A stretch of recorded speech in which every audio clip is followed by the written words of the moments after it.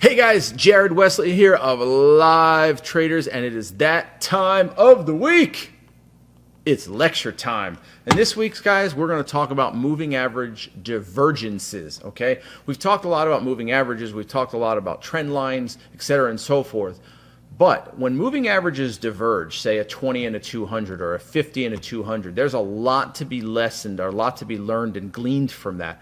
And today's topic is going to discuss that because you're going to be able to get into these positions sooner than you otherwise would have, because the moving average divergence is another form of confirmation. And we're always looking for extra forms of confirmation. So that's what we're going to talk about today. It's all charts. There is no text slides whatsoever, all charts today. All right. It's a good one because we're going to dig deep into the technicals, explained hopefully pretty clearly to you guys. And I hope that you can take this, apply it, and help make yourself some more money by doing it. All right.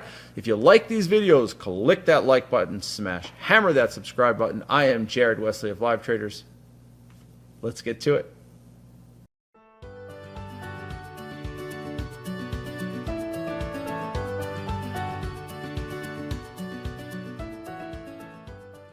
This week's lecture topic is how to use moving average divergences like a pro. As you guys know, I am not the world's biggest fan of moving averages. I prefer trend lines much more than moving averages, but I do look at them, particularly on the higher time frames, this 60 and the daily. And you guys know this, I've said this many times.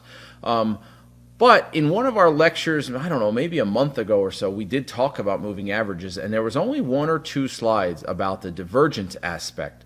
A lot of the time we were just talking about pullbacks to the moving average and bouncing off those areas with support, etc. Today, we're going to talk about moving averages, but a little bit differently. Okay, and I don't believe, other than one, I don't believe any slides in here you guys have seen before. I don't think there's any repeat slides except for one. I think there's one repeat slide. So they're all new slides, new charts and things of that nature, because I want you guys to understand. And remember, to be clear, this isn't about scalping. This isn't even long-term trade. It's a little bit of everything. Okay, so when we're talking about these moving averages diverging, right? You can use this on a 1 minute time frame, you can use this on a monthly time frame, and anywhere in between, right? It's effective and valid on all time frames. And again, you can use it to help you scalp better. You can use this to help you take core trades, swing trades together better, etc. So it's really applicable to any style of trading and any time frame of trading. All right, so let's dig on in and see what we have going on. So MA divergence. You're going to see most of the time, not always, and it'll be indicated if it's not, a 20 period and a 200 period moving average. Okay, the time frames vary. Some of them are 60-minute charts, some of them are daily, some of them are 5-minute charts. Okay, but I took the time frame off for a reason. Okay, now some of them you'll be able to discern what time frame that likely is. But I took the time frames off on purpose because I want you guys to not think about the time frame and just think about the concepts today. All right. So if we take a look at this chart, on the left-hand side, we clearly have a stock that's in a downtrend. Right. We have a stock that kind of peaked over here, and then it put in a lower high and not quite a lower low yet, but a lower high here and a lower low, and a lower high and a lower low, and a lower high and a lower low. Right? So if you were to draw a trend line, you would have a stock that's downtrending, right? And you'll note the 20 period moving average, the blue line here, is also going lower. You'll note the 200 period moving average is also going lower, okay? But what are we seeing between the 20 and the 200? And that's going to be the theme, okay? That's going to be the theme all day today. What are you seeing with the 20 and the 200? So we're comparing the moving average as much as we're comparing the chart, okay? So note, this 20 period is accelerating away from the 200 period, okay? So when I say divergence, I'm simply saying they're both downtrending, but one of them is accelerating the move while the other one's staying relatively consistent, relatively smooth. Okay? So when you look at this, you're going to yourself, okay, we're in a downtrend. Now, what can I do with the downtrend? Maybe you can short a sell setup. I don't see any great entries here, okay? Maybe there's one or so. But anyway, lower highs, lower lows, lower highs, lows. Then what happens is we get this big bottoming tail. But there's nothing to be done here. Remember, it's just a warning sign that, hey, check yourself. I put in a big bottoming tail. I am far from, and I should do this as well because this is also equally as important, right? Right here to here. Let me draw that right there, okay? Right? So what you see here is two things. You see this pink arrow far from the 20-period moving average. That's the farthest away from the 20-period moving average price action-wise that we have seen this stock, okay? But the 20 is also very far away from the 200. This is important to notate. So not only is the stock itself accelerating away from the 20 is also accelerating away from the 200. This is your first hint. We're probably going to have a bounce in the near future. But to be very clear, this is not an actionable event. This is a warning sign. Remember those times we talk about warning signs? All right, you're not doing anything here. You're just simply looking at this and saying, well, wait a second. This acceleration is getting a little bit ahead of itself, a little bit out of control. But it's a warning sign. And the warning is we're probably going to get a bounce. So now this stock becomes interesting. Even though I might have to wait 20 minutes to trade it, or 2 or 3 or 4 or 5 days to trade it, depending on what time frame we're talking about. The idea doesn't change here, okay? So acceleration away from the 20 for the stock. The 20 accelerates away from the 200. Getting ahead of itself, we're likely going to see a bounce. But we don't just randomly buy bounces.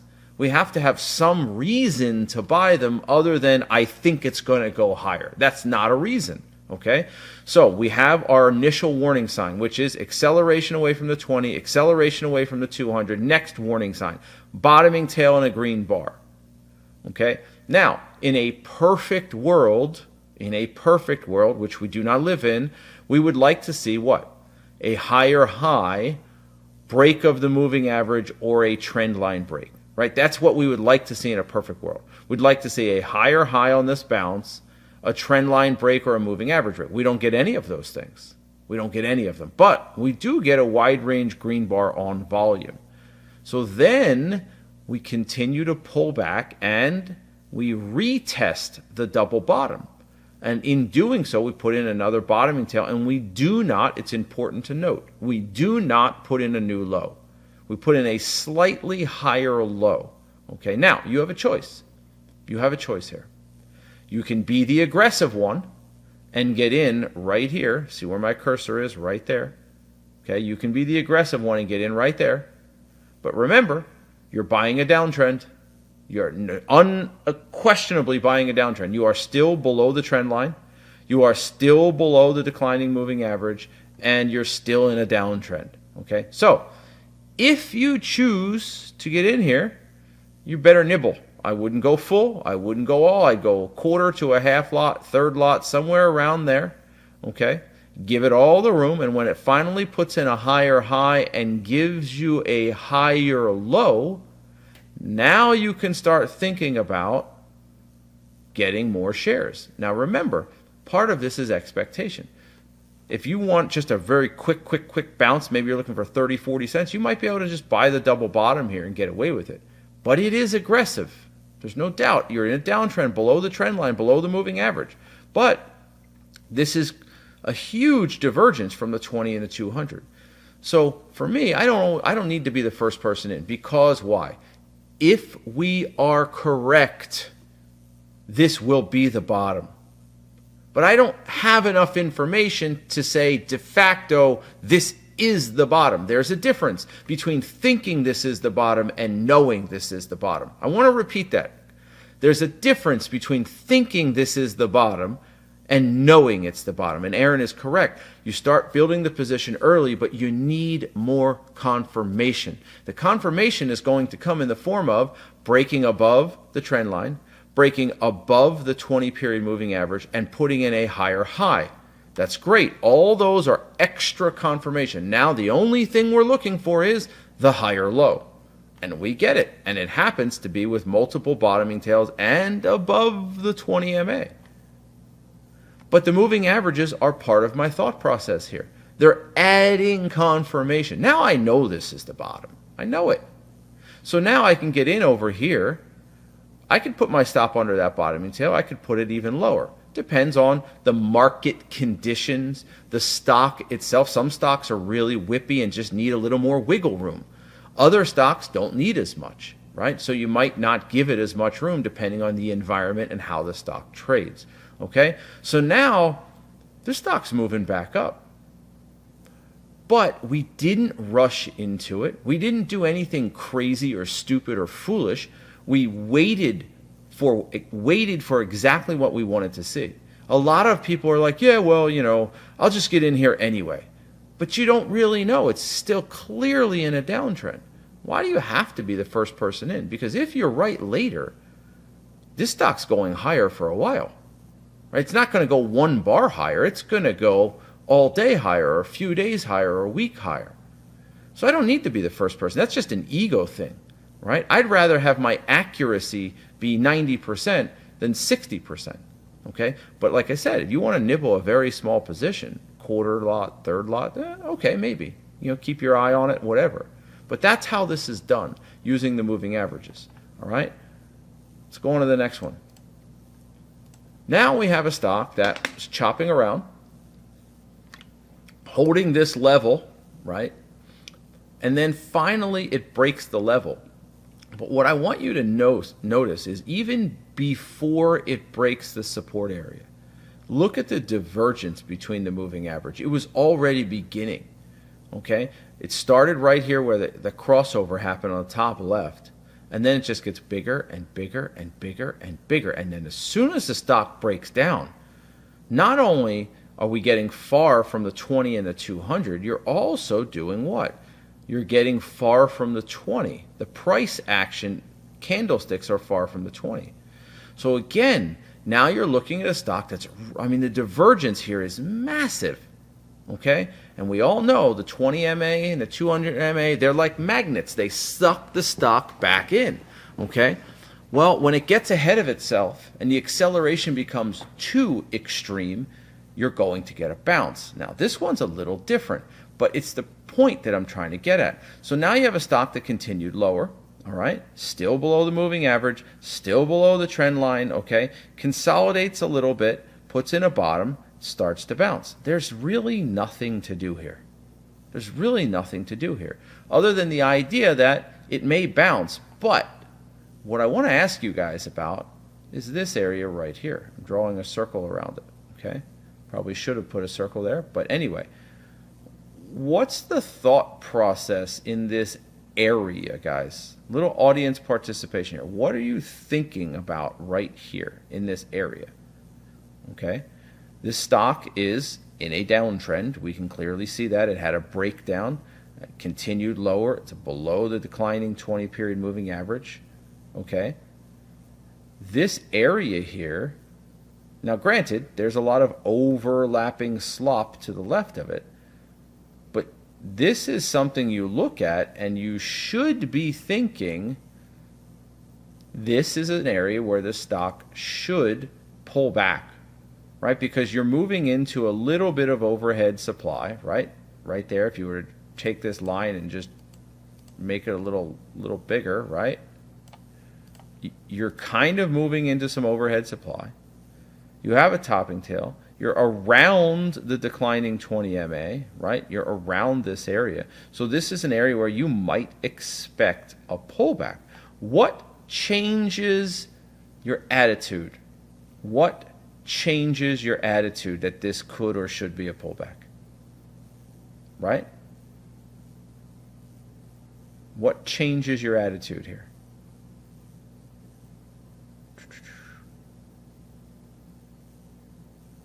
There's something very specific. Exactly. This green igniting bar should be changing your attitude. Okay? Now, guys, just to be very clear here, not once in this discussion so far have I used the word buy or short. I haven't used the word buy this stock. I haven't used the word short this stock. We're simply talking about what your thought process is, right? I'm not backing up the truck here yet. Okay? Well, not there yet. We're not there yet. Not enough confirmation yet. Okay? So you look at this and it bounces back up. It engulfs the red bar. It leaves a huge topping tail, then a bottoming tail, then a topping tail. So there's a lot of indecision right here. And you're doing so right at or near the declining 20 MA. So this is a very challenging sell setup. Like the kind of sell setup you wouldn't take because there's too much overlapping slop to the left, okay? And there's too much of a battle going on here. So you're not going to short it. That has already been determined. I'm not shorting the stock. But the question then becomes, if I'm not shorting it, is this a situation where I buy it or leave it alone? I've crossed off shorting, but now am I going to buy or leave alone? Right? That's all we're discussing. Well, it's very tough to short it because you have a bottoming tail, but then you do get a topping tail. But you also have a lot of junk to the left. So now you look at it and go, well, what would I need to see to want to buy this? What would I need to see? Well, number one, I would need to see a higher high, right? I mean, without question, I need this sell setup to fail, okay? Remember, that's confirmation of strength. When the sell setup fails, because it technically does trigger, that's a confirmation of strength, okay?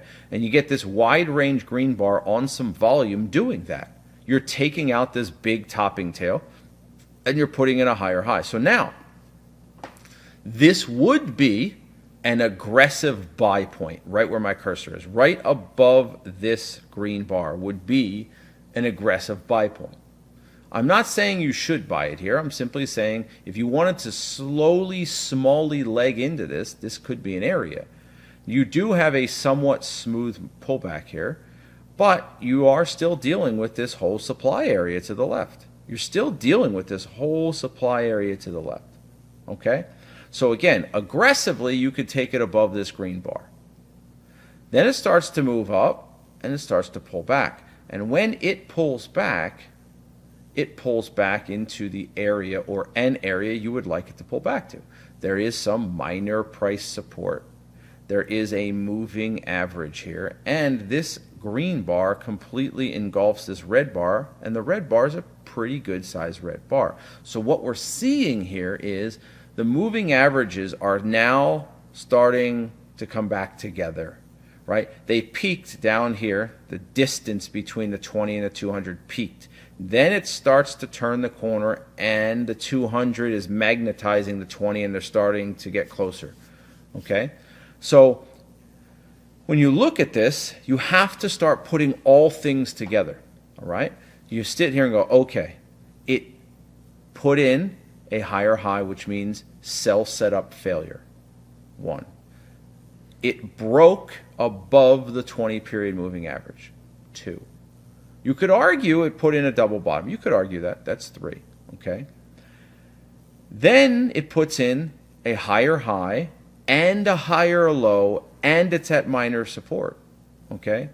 So to me, this is where it says good buy. This is the safest place on the chart to buy, all right? This is an okay area to buy aggressively for maybe an advanced trader who knows what they're doing, but for everyone else, you really don't want to be buying this over here until you get over here, And you're right, it's not super easy money, Annabelle.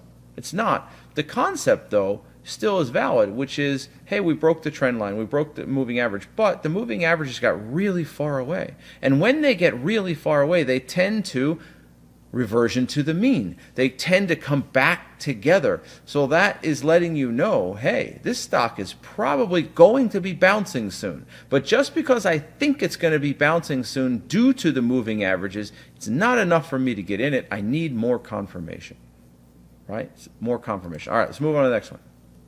So now, we have a stock in a downtrend. Lower high, lower low, lower high, lower low, lower high, lower low, and just continues to trend down. So, two things. Note the 20 MA and the 200 moving farther and farther and farther and farther away from each other. And we get a pocket here where we're down 1, 2, 3, 4, 5 bars in a row, and the price action and the 20 accelerate. So now we have two levels of acceleration. We have the 20 and the 200 accelerating, and we have the price action and the 20 accelerating, okay? And then what do we get?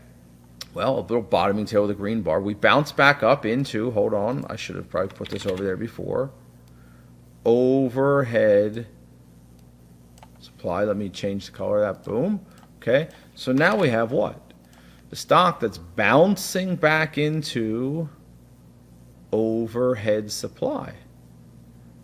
This stock should, if it's weak, hit the moving average, hit that trend line, hit that minor price resistance, and it should drop. Again, I'll do this. I hate adding too many lines to my charts, guys, but if you did this, okay, give or take, that's a trend line, right? Give or take, that's a trend line. So this stock is at or near the moving average, at or near minor price resistance, at or near the trend line, okay? And you have a red bar taking out a bottoming tail bar. So this stock really should be going lower, even though there's a divergence. But that tells us something. This stock is already really far from the 20 MA. It's already really, really far from the 200 MA.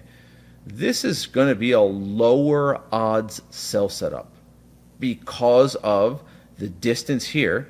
This would be like a range expansion bar on a higher time frame. Let me repeat that. These 1, 2, 3, 4, 5, this would be like a range expansion bar on a higher time frame, but it's also likely an ending bar, okay, because you're already down a lot. You're already far from the moving average. So you might think with this red bar, ooh, I'm going to short this. Not a good idea because of the divergence in the extension from the moving average. Then what happens? Wide range green engulfing bar. You could literally set, I'm going to move this trend line off, guys, all right, so we can see better, all right? You can literally get in right here if you wanted to. Now, is that a little more aggressive? Yeah, it's a little more aggressive, but this stock's probably going higher now. The failure of the sell setup, the break of the trend line, the break of the declining moving average. But once again, the safest place on the chart is to buy the first pullback after the initial breakout. You know, I say this frequently to you guys. I say, guys, what I'd really like this stock to do right now is go a little bit higher and then pull back to this area. Well, that's exactly what the way I would trade this. I probably wouldn't get in on this green bar right there. I would say, well, let's see this stock go higher and then pull back to the newly formed support area, right? What used to be the ceiling becomes the floor. Ceiling, floor. So this stock does move up 4 more bars, pulls right back into support, what's now minor price support. It's also now above the moving average. It has also put in a higher high. It has also broken above the trend line. Note, confirmation, confirmation, confirmation, confirmation. I'm just checking the boxes, checking the boxes, checking the boxes. I don't need to be the first person in. Because if I'm right, it's going to give me what I need it to give me. All right? So if you wanted to be aggressive, that's up to you. But to me, it's a little too aggressive. Okay? Bounces higher, pulls back. This is gold. Gold. And the moving averages start sucking back in. Okay? Guys, Unwell has Tesla September 225 calls for 1095. Okay? So moving on. Next one. A lot going on.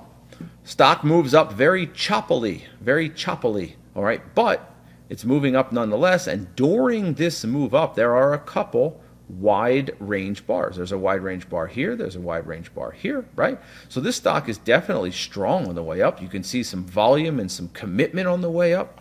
Then it puts in a little bit of a double top, right? A little bit of a double top. Looks like it's going to be a breakout, but the breakout fails. It goes lower, okay? Now, good short, yes or no? Right here, see the green line? That's kind of where I'm pointing to. Yes or no? Y's and N's. Good short, yes or no? Green, the little green line where the arrow is. Right there. My cursor is right there. Good short, yes or no?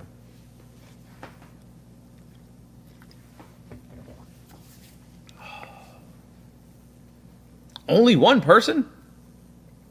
We know what's going to happen. Everyone's looking at Aaron's answer and they're like, yeah, I'm just going to go. What he said, what he said, what he said. Only 3 people answering is not acceptable. I don't care if you're wrong, but stick your neck out there. Okay? I don't care if you're wrong, but stick your neck out there. All right? That's the only way you're going to learn. So let's talk it through. All right? Let's talk it through. Okay? First and foremost, we have a stock that's in an uptrend. We then have a stock that does look to be somewhat extended because of 2 things. The distance from the moving average is significant, right? Significant. The distance from the 200 is increasing, right? It's increasing in a big time way. I mean, look at that little curve right there. It just rips. So we have a far divergence here from the price action to the 20 MA. We get the same divergence here. Stock puts in a double top, okay? One of the other things we want to take note of,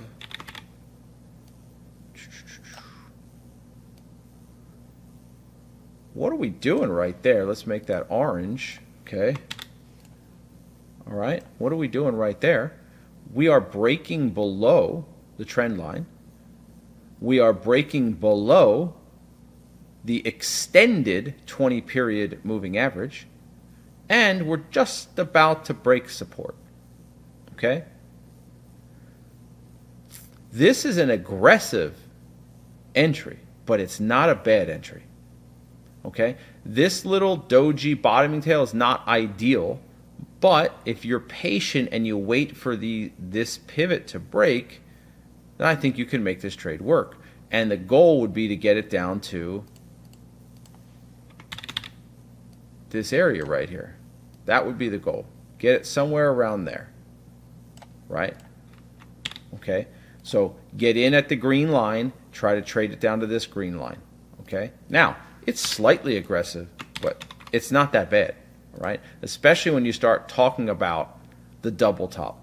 You start talking about the breakage of the trend line. You start talking about the extendedness of the stock away from the 20 and the 20 away from the 200, and you're getting in as it breaks support here. Okay? So you're being a little patient. You're not rushing in on the first red bar. You're waiting for that kind of second or third red bar right there. So I don't have a problem with it, right? I don't. I think it's okay. This is how you pick trend changes, right? Micro trend changes. This is how you do it. You put all those things together and it becomes shortable, okay? Then the stock goes lower, comes down to the support area, bounces below the 20-period moving average, and then continues lower. But once it gets near the 200, again, it starts to get extended, and there's not a lot of support here, but the 200 sometimes acts as support, and then the stock starts to bounce. 1, 2, 3, 4, 5, 6, 7, 8, 9, 10. Now, would I have expected this bounce? No way. There's just no way I would have expected a 10-bar bounce on this thing. No way. Okay? So, what to do here? What do you guys think? Good short? It says what to do here, question mark. And normally, I don't show you the future, which I should not have in this case. I should have really literally closed off the future. Okay? Because if I closed off the future, I have a feeling more of you would say, yeah, let's short it. I have a feeling that that would be the case. If you didn't see the future, if I closed all these bars off and you couldn't see them, I have a feeling more of you would be like, no, let's not. This is what I would call tough. I would absolutely, positively expect a pullback. No question about it. The question is, I just don't know how much of a pullback. Right? I would absolutely expect a pullback. Okay, there's at 10 bars up, topping tail, I'm expecting a pullback. Couple negatives.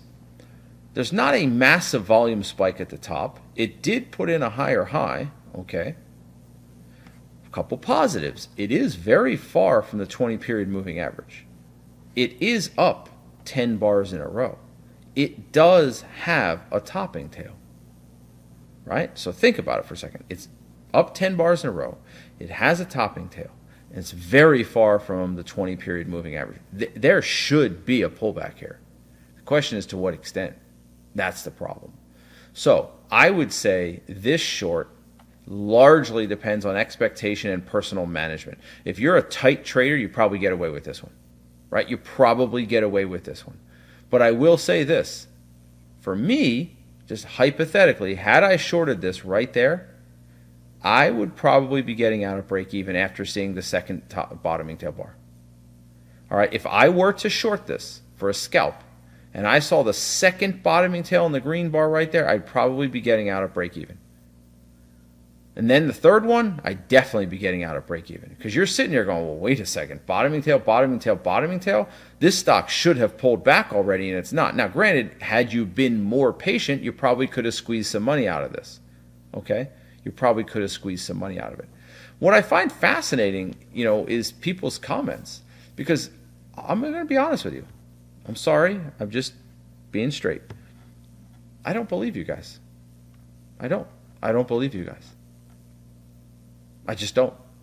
Because if I hid the future here, okay, and if I put in, where is it? Draw, insert, there it is. If I did this, and I didn't tell you guys the future. All right? We just made that a box right there. I don't believe you guys. I don't. I think many of you would be like, all right, I think the future move is higher, but I can scalp this for 30 to 50 cents. Yeah, let's short it.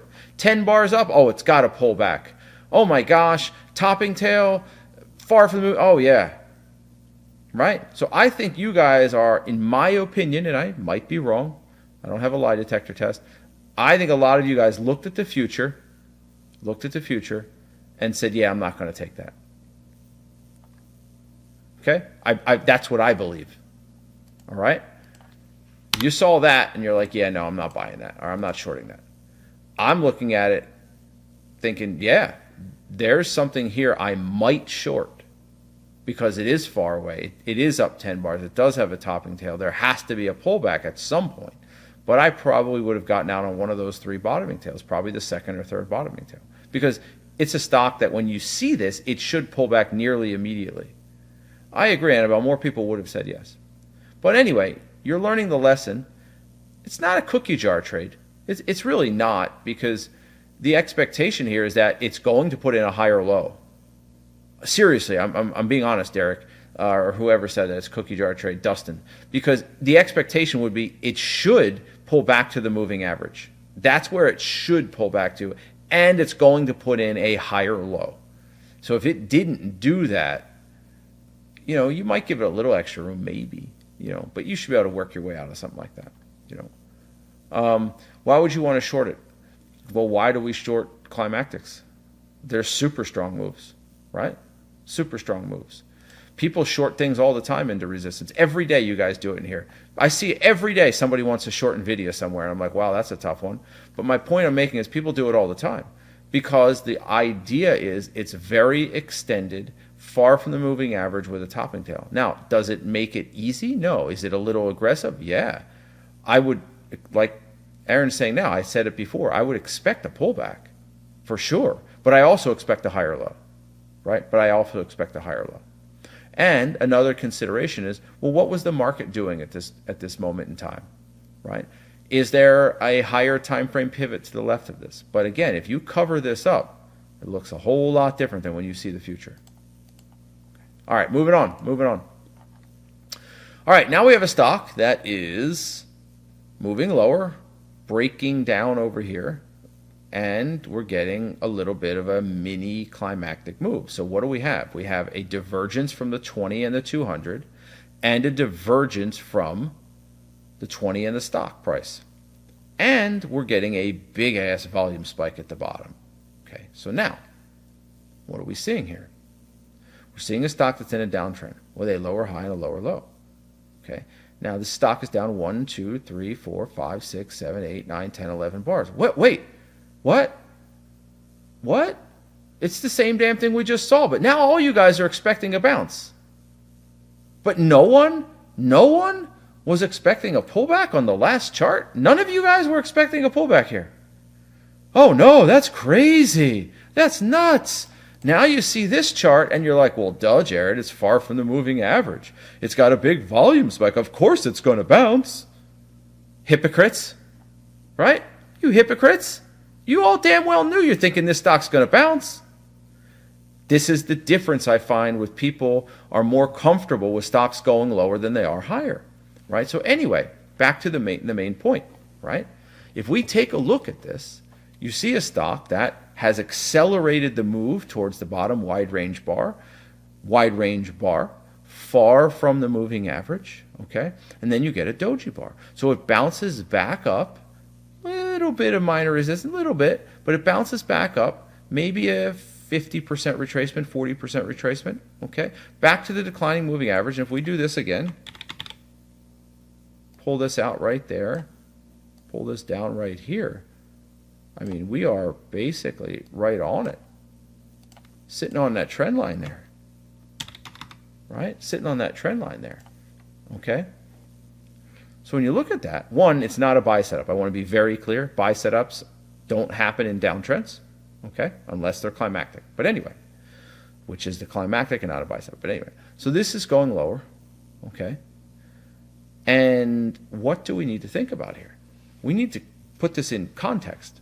You say to yourself, okay, I need confirmation. So what kind of confirmation would I need to start to become bullish on this stock? Right now, I'm looking at it going, it's down a lot. It's down 10 bars, 11 bars. Check one. 2 of those bars are wide range bars. Check 2. They are high volume bars. Check 3. It has accelerated away from the declining moving average. Check 4. The 20 period and the 200 are diverging. Check 5. Okay? Now what do I need to see? Now I need to see a higher high, break of the moving average, and break of the trend line. Holy shit, what do you get? Break of the moving average, break of the trend line, and a higher high. Now, could you buy it right there? You could, but it's aggressive. So what do? Let it bounce, wait for the pullback. I want you to just recite those words with me. Let it bounce, wait for the pullback. Let it bounce, wait for the pullback. And where's the pullback get you? Right back into minor price resistance. Support, minor price support, my bad. Above the moving average. Okay? Interesting area to buy. Could you consider buying on the wedge? Maybe. But this is a very safe place to buy. But I always recommend, and I say it all the time, you guys, give them some wiggle room. This stock has not fully transitioned yet, right? It's not. It's a half transition. We're not in a stage 2 uptrend. We're still moving from the stage 4 into the stage 2. It's a transition period. So because of that, you've got to give it a little wiggle room. You don't have to give it to the low. But maybe give it, down by this orange line here. Let it wiggle. And then it moves back up, and there's your target, and the stock just continues to do that. Okay? Give them some room. And here's the problem. Okay? If you use good money management, and this I find is happening to a lot of traders, but if you use good money management, you've anticipated some wiggle room. Then that means where everyone else is getting stopped out, you're adding some shares. Seriously, I mean it. Where everyone else is getting tagged like, oh yeah, that just didn't work. It's not what I thought it was. You're actually adding some shares, getting a better price point, and then the stock bounces. You're getting out at the exact moment you should be thinking about getting in or adding more. That's the difference between a really good scalper and someone who's just Still learning it, okay? Which is why we do these, all right? Let's take a look at another one. All right, now we have a stock that's in a downtrend, has a little bit of a gap down, okay? Note, far from the 20 period moving average right here. The price action is far from the 20. Note, we're getting that divergence again from the 20 and the 200. They're starting to split, accelerate away from each other. So the stock bounces slightly, pulls back, bounces, pulls back. So now we're starting to see momentum is slowing down a little bit, right in that $50, $49.50 area, okay? Then this is, again, for me, this is not an action point, right? It's good that you're breaking above the trend line. It's good that you're breaking above the moving average, but this is an aggressive area here. Just, again, let it bounce and do one of two things. You have a correction through price and a correction through time. Everything we've looked at to this point has been a price correction, a bounce above the trend line, a bounce above the moving average, and a pullback to minor price support. They're all price pullbacks, right? This is more of a time pullback, time correction. Right? Yes, it pulls back a little, but note, the stock consolidates out in a relatively narrow range and lets the moving average catch up. What do we have right here? Really, realistically, what would we call this? I'm helping you by making a shape. What would we realistically call this when you say, what's this? What is this?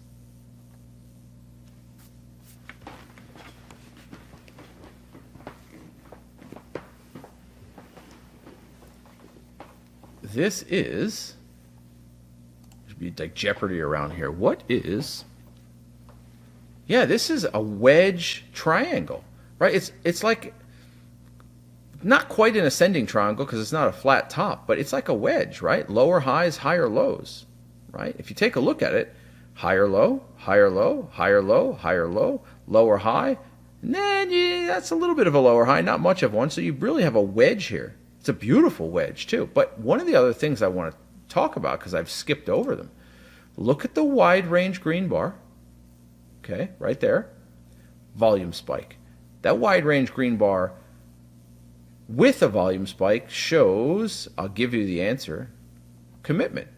Commitment from the buyers. Confirmation of strength, commitment. Because it's not only a wide range bar on volume, it's breaking above this pivot.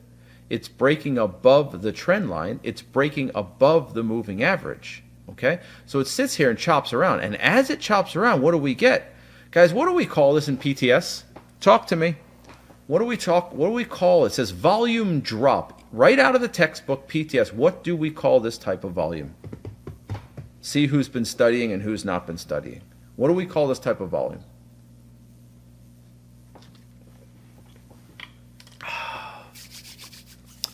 There we go. We call it resting volume or continuation volume. One of those two. The book calls it resting volume. You can call it resting volume. You can call it continuation volume. One of the two, but resting volume is the correct answer. Okay? We want the volume drop. This is that come see, come saw, things are okay, whatever. Just taking a break. Right? Just resting before the rip. Okay? Resting before the rip. All right. Nice job on Tesla, guys. Unmul took 35 cents from Tesla. Okay. So now we're starting to check off the boxes, right? I mean, this is what you do every trade, and you do this manually on paper until you can mentally do it unconsciously competently. Unconsciously competently. That's a lot of lees. Okay. Right. Until you get to a point where it's just boom, boom, boom, unconsciously competent, you have to put it down and check it on paper. All right, so double bottom, that's our beginning. Okay, well, sorry, let me back up. Check one, far from the moving average. The 20 and the price action are far away. That's check one. Check two, the divergence between the 20 and the 200. Check three, double bottom retest without putting in a new low. Check four, wide range igniting bar on volume breaking above a prior pivot high. There's a lot there. Breaking above the trend line. Okay. Check five. volume drop consolidation. Check 6, all of it is above the moving average. Okay? And then this wedge breakout, the only negative you have is the 200, but you could wait till it breaks the 200 if you really, really wanted to. But it's still a great break. And look at this thing. This is intraday and it moved like $6. Damn. Right? $6. Okay? Oh, sorry about that. I apologize, John. So this is like professional transition trading, guys. This is how you go from a downtrend into a transition period into eventually a stage 2 uptrend. And this doesn't have to be a scalp. I want to be very clear. This isn't scalping. This could be 4R trading, you know. And then one last one, guys, and this is the chart that you guys have seen before because I brought it up last week. Same idea. But the reason I threw it in here is because last week we didn't talk about the divergence, and this one's a 50 MA, and this one's a 200 MA. That's the 50 and the 200. Note, look at the divergence. They're going eventually to come back together, right? They're going to magnetize each other and come back together. And note, it's chopping around at the bottom. It's tested that area 3 or 4 times. You finally kind of get this big bar breaking above the pivot. Okay, now, we took a different entry on this, right? Because it sold off well past its ATR into support. It sold off well beyond its ATR into support. And then we didn't just randomly do that. We waited for a double bottom retest. And again, the aggressive entry is 62.50, or you wait for it to go above, hit the consolidation, and that is, oh my goodness, they just don't get prettier than that. They just don't. That's as pretty as they get. Double bottom retest, breaks above the trend line, breaks above the moving average, consolidates out. Remember, correction through time or correction through price. This is a time correction. You get in at 63, give it a little wiggle room, boom. That's it. That's it. All right? So, I hope that you guys learned a little bit about moving average divergences. But what you really, really need to be thinking about is not just the moving average divergence. It's putting all of the checks together, the multiple time frame analysis, the bottoming tails, the volume spikes, the consolidations, the trend line breaks, the moving average breaks, the acceleration away from the moving averages, the double bottom retest. All of these things come together to form reliable trades. When you only have 2 or 3 of them, the trades aren't that good. When you can get 7 or 8 of them, the trades work 90% of the time. All right, but that's where you need to be. So I do these lectures so that you can start seeing it more clearly. What goes through the mind of a trader when it's happening? And you're going to get to a point where you're so good at it, you don't even think it. It's like walking and breathing. You just do it. Your mind just does it in the background. It's like on autopilot.